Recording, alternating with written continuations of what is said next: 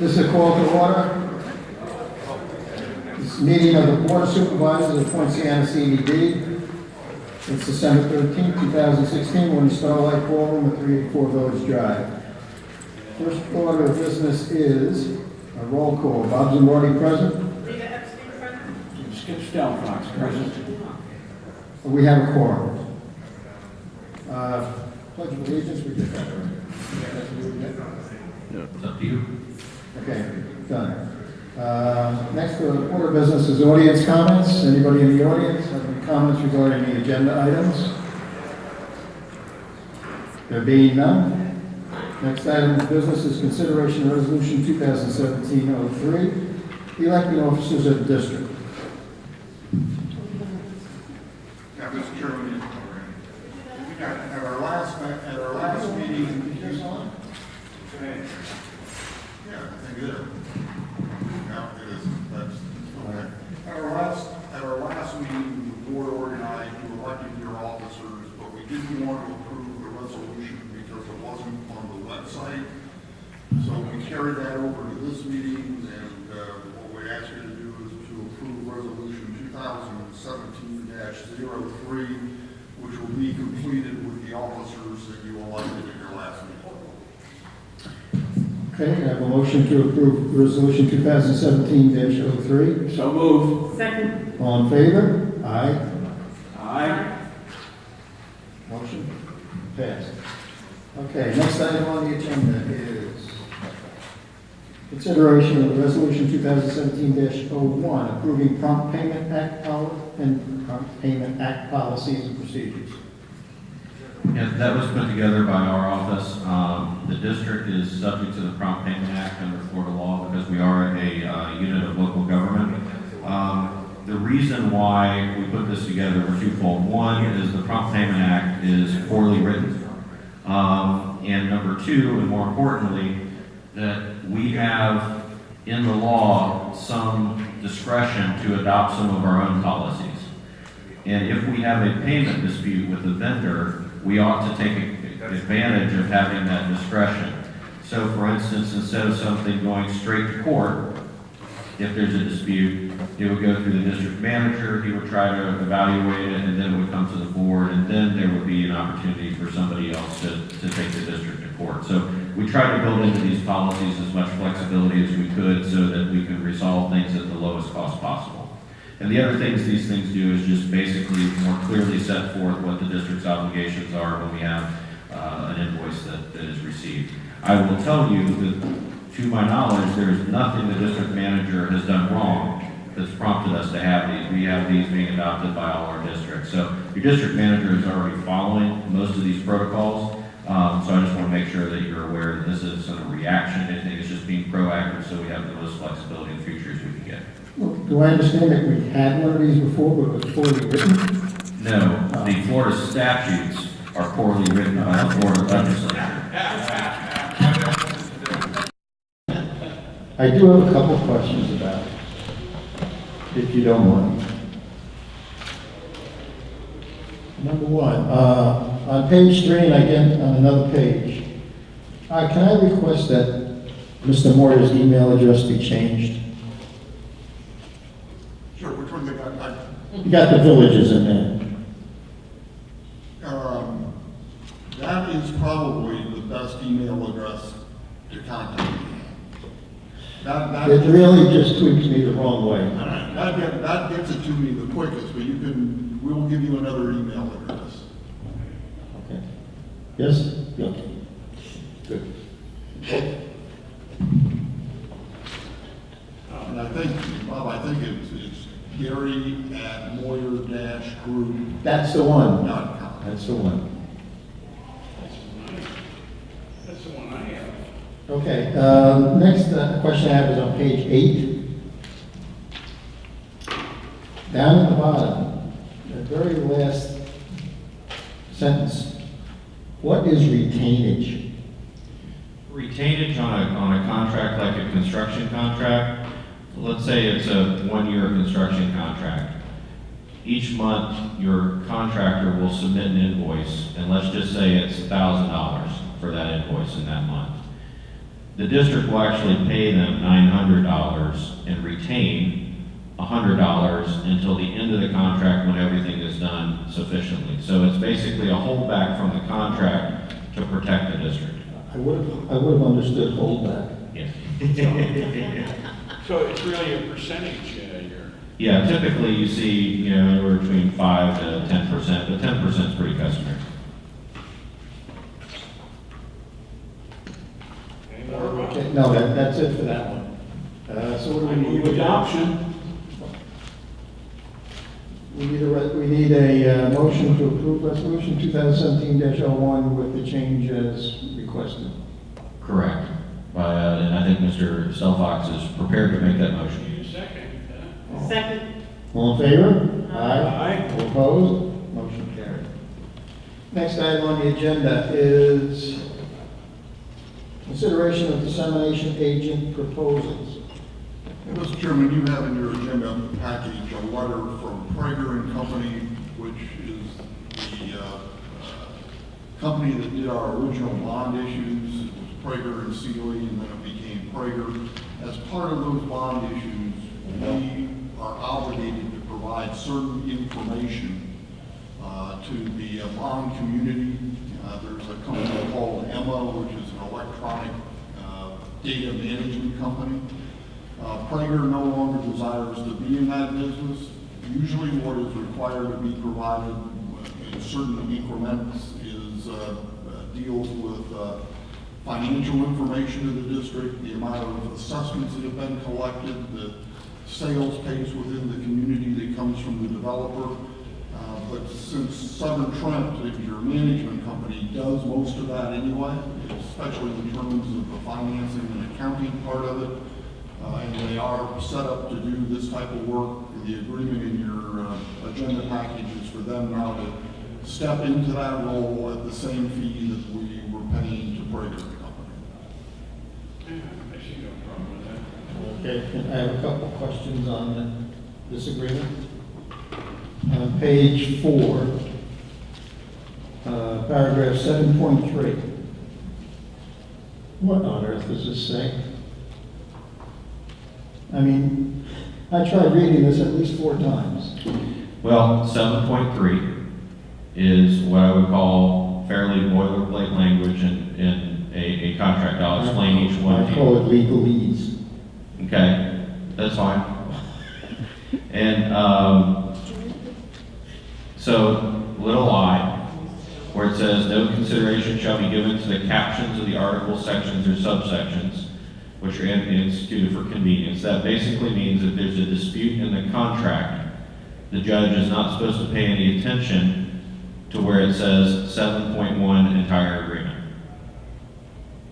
The judge is instead supposed to focus on the language that's below 7.1 entire agreement.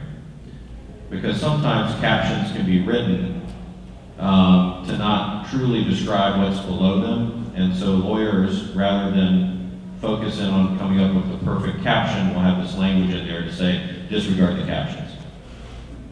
Okay. Okay? Okay. Number 2, no consideration shall be given to the fact or presumption that any of the parties had a greater or lesser hand in drafting this agreement.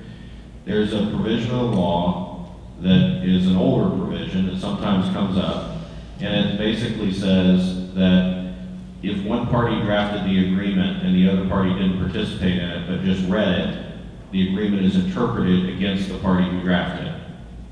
So this is basically saying both parties participated in the drafting of this agreement, and therefore it shouldn't be interpreted in the event of an ambiguity against one party or the other. And in fact, both parties did participate in the drafting of this agreement. Examples, if we have an example in the contract, we say, for example, it doesn't mean that's the only example that could be out there. There could be many different types of examples. Okay. The word includes but not limited to, is really just supposed to mean that it's not exhaustive. So for instance, if you say, at the meeting, the people included Gary, that doesn't mean Gary was the only person at the meeting. So when the word includes is in there, again, that's something that for perhaps imprecise drafting lawyers tend to put in their contracts to make sure that it's not limiting. The plural shall be deemed to include the singular and vice versa. Again, it's really just to make sure that, if it was intended to be plural, supervisors versus supervisor, that it's interpreted to have the plain meaning. Each gender shall be deemed to include the other genders, and so if we said his, it also includes her, even though we didn't say his and or her. Each exhibit, appendix, attachment, schedule is part of the agreement. Basically, you want that there to say that they're just as important, the exhibits to the agreement, as the language in the agreement. Otherwise, people can say, well, that was just attached for reference only. It's not really part of the agreement. And then finally, in reference to any schedule, any agreements entered prior to the state shall include any amendments or supplements made thereto. So if the agreement said, referring to the budget funding agreement, it would also mean if that agreement was amended 2 or 3 times after that, the amendments would be included in that reference. Unbelievable. Okay, thank you. Where does this originally come from? Yeah.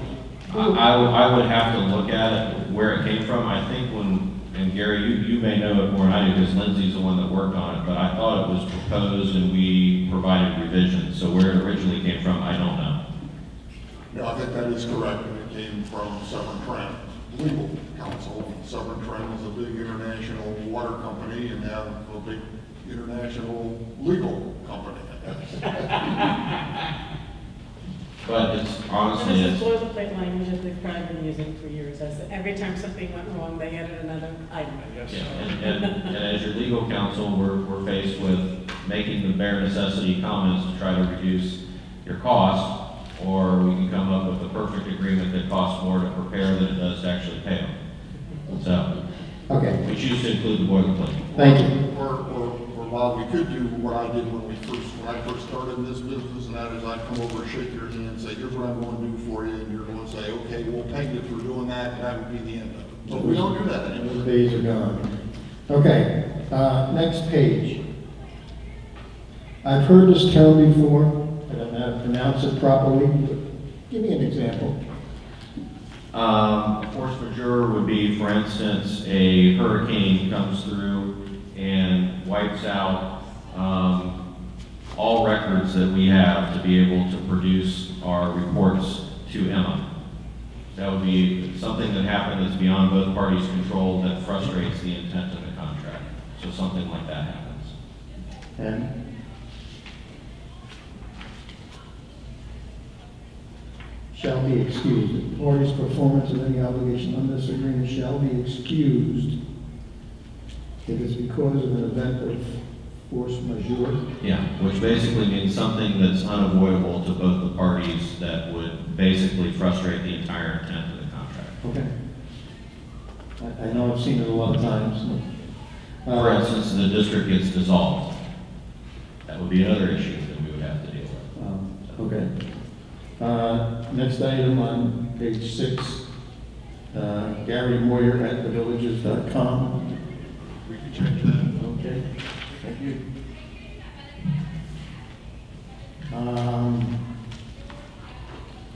Exhibit A, page 8. Page 8. Let's see, we got paragraph A, little B, and then under little b, there's little a. And it says above and to distribute such information supplied to us. Who's us? It would be Severn Trent in the district providing information to Severn Trent, which is Severn Trent and Gary Moyer's office, or it could be my office if they ask me for information. So us is the proper word to use it? Us? Well, us is referring to Severn Trent, who's a party to this agreement. But if you wanted us to change that, supplied to Severn Trent by the district, we could do that. Understand that these It would agreements. change every time you get a different dissemination agent. Yeah, it would change every time we had a different Well, one. yeah. I think more importantly, that you probably need to recognize that this scope of services was probably developed when your dissemination agent was not your district manager. Doesn't hurt, but I think that was probably how a lot of this language was come up with. Because it truly was the district manager sending information out to a third party, whereas now it's the district manager compiling it based mostly on their records. Well, if we don't have to pay for keystrokes, I'd rather not pay for it, okay? Just leave it this way. You said it's clear. No, I think it's fine with us. Okay. Next item, subparagraph little e, same page. How do you define beneficial owner? Beneficial owner is actually defined in the trust indenture in terms of it's really the owner of the bonds, but the term beneficial owner is what they use. Because if somebody's, holding it for somebody else, there can be an owner, there can be a beneficial owner. No, everybody knows that. Yeah, everybody knows that it's Severn Trent and, well, no, I don't think so. I think that it's in your trust indenture. And that's not part of this. No, but what this is doing is making sure you're complying with the requirements of the continuing disclosure agreement, which was entered into at the same time your trust indenture was. Okay. So, Okay. Last one, I think, is on page 9. At the top of the page, VII. That didn't read right to me. It says principal and interest to the paid. Should it be to be paid?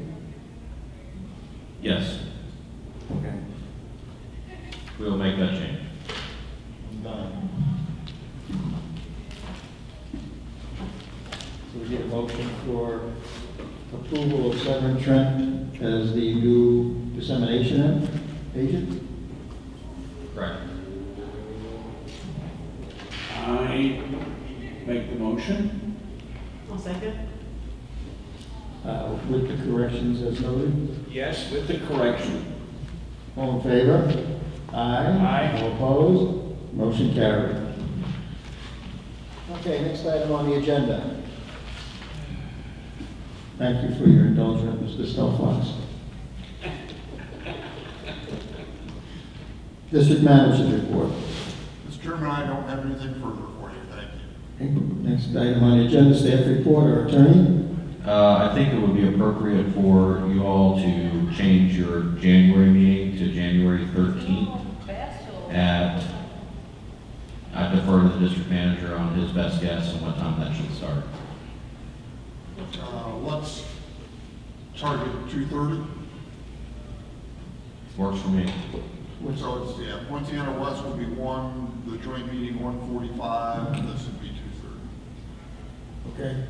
And that would be in lieu of having our January 18th meeting. Okay. And also, we will not be having a meeting on December 21st. Okay. That it? Yes. Okay. Next item on the agenda, Engineer's Report. Just to let you know, we are working on pond inspections for the district. We started that, I think we actually completed all the field work for Poinciana already. We'll have a report coming up in the next month or two. With the meeting moved up, I'm not sure we'll complete the report with all the other things we've got going on before the 13th, but we'll have it to you shortly thereafter, if not. Inspections are done and you're doing the report? For Poinciana, we are doing a report now, yes. One word, how are we faring? Pretty well, pretty well. I don't think there's gonna be any major things, it's just one of those things that's good preventative to look at and, make sure we're doing okay, so. Okay. Next item on the agenda, Field Manager Report. Yes, we're into our second month with Flora Lawn. They're doing a good job as far as the mowing goes. They do have quite a bit of work to do, increasing their work as far as detail work. The tree rings and tree pruning and mulching, that type of thing. Met with them a couple times. It is good that two of the guys that we're working with are very familiar with the project. They've been here with our previous contractors. And they have changed staffing as far as I understand with Flora Lawn compared to Mainscape. So we're going to have, it looks like we have more people working on each item in the contract, which I think will be very helpful. Outside of that, the ponds are looking good. This time of year is very helpful, as well as with the midges. Outside of that, not much else to report unless you have questions for me. No, it's just that there's no clock reports. No, and I apologize for that, it wasn't in our staff and our contractors thought our regular meetings were gonna be on the 21st. But, so there was some confusion there, so those reports came in late. But we'll make sure we're ready for the next regular meeting. The December 13th is going to be regular meetings, correct? Yes. January 13th will take the place of the meeting on the 8th. Okay, anything else? Next item on the agenda, supervisor comments? There being none. Next item on the agenda, audience comments? There is none. Next item, adjournment. I make a motion to adjourn. I'll second. All in favor? Aye. Opposed? We're adjourned. There you go.